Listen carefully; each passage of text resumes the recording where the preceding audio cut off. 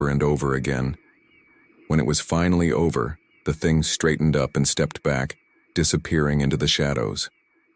I lay there, trembling, my body covered in fresh cuts. I didn't sleep for the rest of the night. The next morning, I called in sick to work. I couldn't face the thought of going outside, of pretending that everything was normal. I spent the day researching, trying to find some explanation for what was happening to me. But there was nothing. No medical condition, no psychological disorder, nothing that could explain the cuts or the thing that was causing them. That night, I decided to set up a camera in my room. I needed proof. I needed to know that I wasn't going crazy. I positioned the camera on my dresser, pointing it at my bed, and hit record before climbing under the covers. I didn't sleep. I couldn't.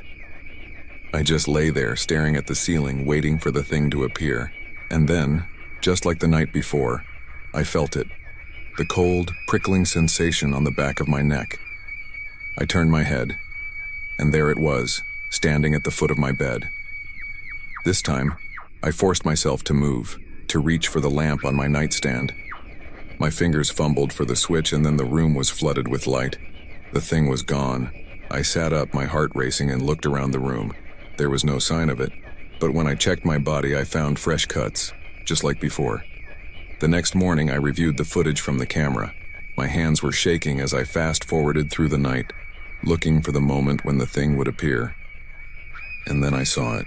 There on the screen was the shadowy figure, standing at the foot of my bed. It leaned over me, its claws slicing into my skin, just like I remembered.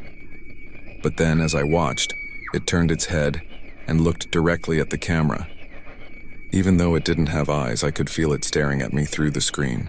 And then slowly, it raised one of its claws and pointed at the camera, as if it knew I was watching. I deleted the footage. I couldn't bear to look at it anymore. That night, I didn't even try to sleep. I sat on the couch in the living room, clutching a knife in one hand and a flashlight in the other. I was determined to stay awake, to fight back if the thing came for me again. But it didn't come. The cut stopped. For the first time in weeks, I woke up without any new wounds. I thought maybe it was over. Maybe the thing had gotten bored and moved on. I was wrong. A few days later, I was at work when I felt it. The cold, prickling sensation on the back of my neck. I froze, my heart skipping a beat. Slowly, I turned around, and there it was, standing in the corner of the room. No one else seemed to notice it. They just went about their business, oblivious to the horror that was standing right there, watching me. I ran.